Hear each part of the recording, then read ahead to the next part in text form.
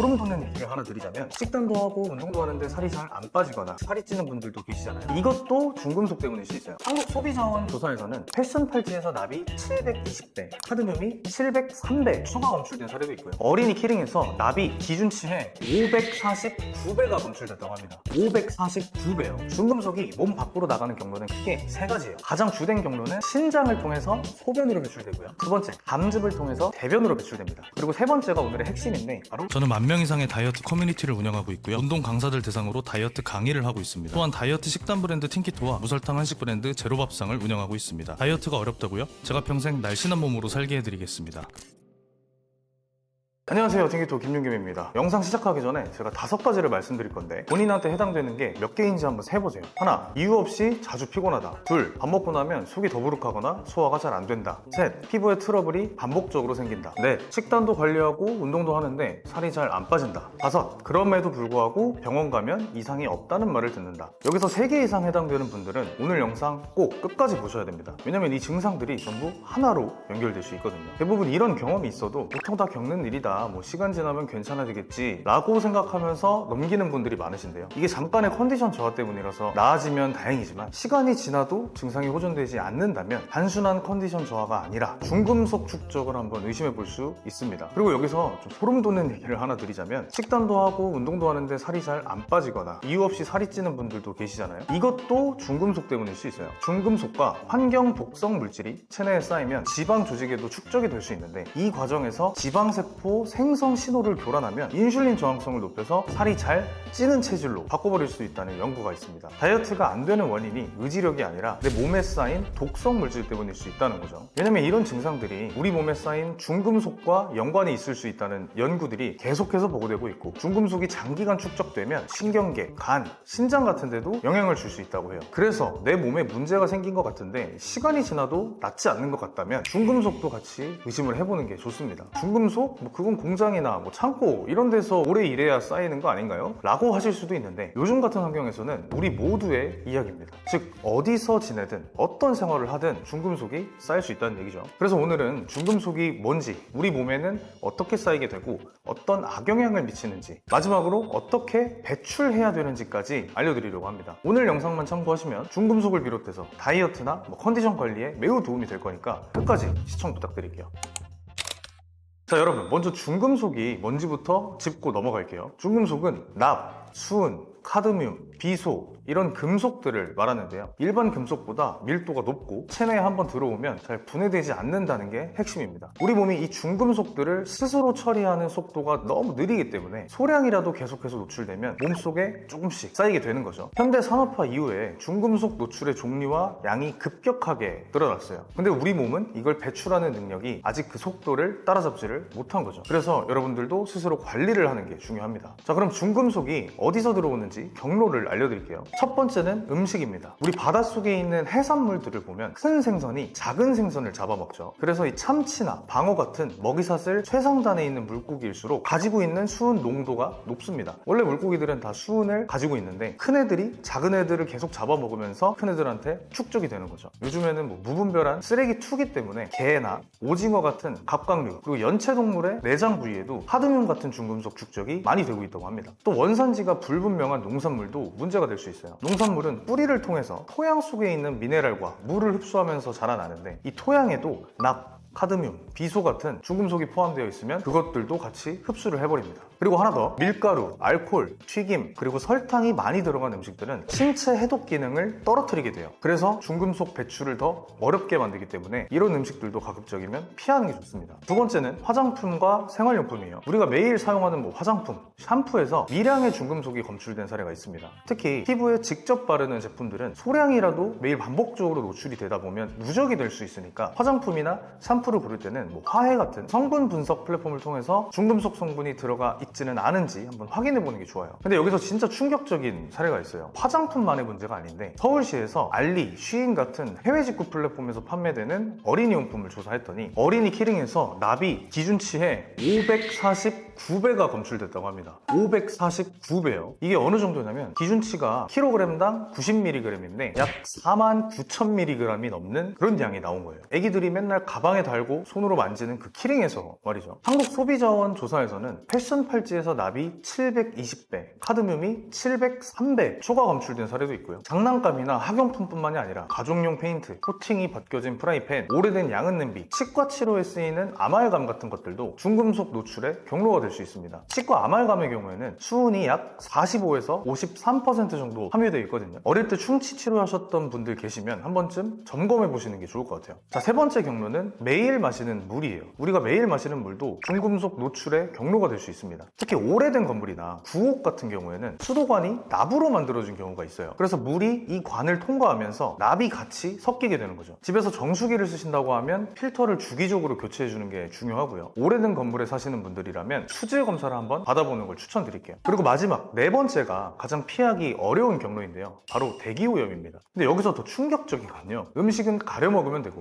화장품은 바꾸면 되고 물은 정수기에서 마시면 되잖아요. 근데 공기는 100년 전과 다르게 공장 매연, 자동차 매연, 미세먼지, 황사 이런 대기오염이 진행된 상황입니다. 그래서 공기 중에 납과 카드뮴 같은 중금속들이 들어있어서 숨을 쉬는 것만으로도 폐를 통해서 혈액 속으로 중금속이 쌓일 수 있어요. 마스크를 착용한다고 해도 완벽하게 차단되는 건 아니기 때문에 지금 세상에서는 누구든지 중금속에 관심을 가져야만 합니다. 자, 이렇게 말씀드린 네 가지 경로만 봐도 알 수 있듯이 어디 하나 중금속에서 자유로운 곳이 없어요. 그래서 앞서 말씀드린 것처럼 쌓이는 중금속을 효과적으로 빠르게 배출을 시키는 게 굉장히 중요합니다. 그 방법은 제가 뒷부분에서 자세히 알려드릴게요.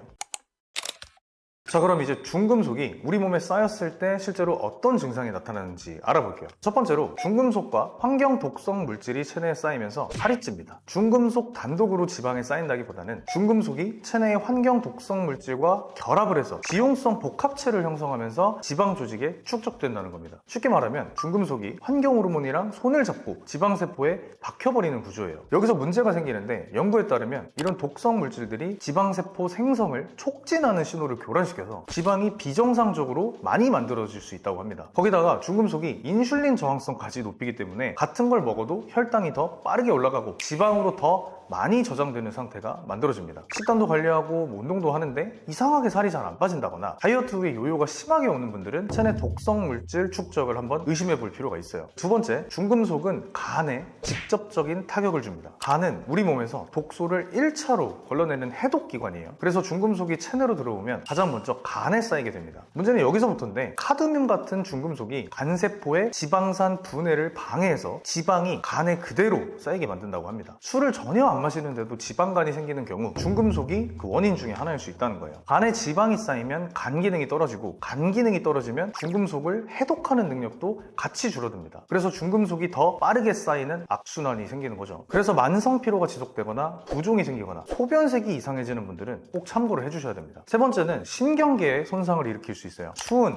납 같은 중금속은 신경 독성이 강해서 뇌와 신경계에 직접적인 영향을 미칠 수 있거든요. 그렇기 때문에 뭔가 기억력이 자꾸 떨어지는 것 같고 집중도 잘 안 되고 이유 없이 두통이 생기거나 만성 피로가 지속된다면 한 번쯤 중금속 축적도 의심해 보는 게 좋습니다. 심한 경우에는 손발 저림이나 감각 이상으로도 이어진다고 하니까 참고해 주세요. 네 번째, 소화기계에 이상이 생길 수 있습니다. 중금속이 체내에 쌓이게 되면 장내에 있는 유익균을 파괴하고 장 점막을 손상시켜서 소화 기능을 떨어뜨리게 됩니다. 그러면 만성 소화불량이 생겨서 밥을 먹고도 항상 더부룩하고 복부팽만이 생기고 변비와 설사가 반복될 수가 있어요. 더 문제인 건 이 장이 손상되면 중금속 배출도 더 어려워지기 때문에 또 악순환이 생기는 거예요. 마지막 다섯 번째는 피부 트러블이 자주 발생할 수 있습니다. 중금속은 면역 반응과 산화 스트레스를 유발해서 피부 트러블로 이어지게 만들 수 있어요. 어느 순간에 원인 모를 뾰루지가 많이 난다거나 몸이나 얼굴에 두드러기나 피부염 이런 게 생기거나 피부톤이 갑자기 칙칙해지는 게 보인다면 중금속으로 의심해 볼 수 있습니다. 제 지인 중에서도 피부에 트러블이 많이 생겨서 피부과에 갔는데 호전이 안 되길래 중금속에 대해서 알려주고 배출 방법을 같이 실천해 봤더니 피부가 많이 개선됐다고 하더라고요. 이렇게 보면 단순히 한 군데만 영향을 주는 게 아니라 체형, 간, 신경계, 소화기계, 피부 전반에 영향을 줄 수 있는 게 바로 중금속이기 때문에 지금부터 제가 중금속을 배출시키는 방법에 대해서 알려드리겠습니다.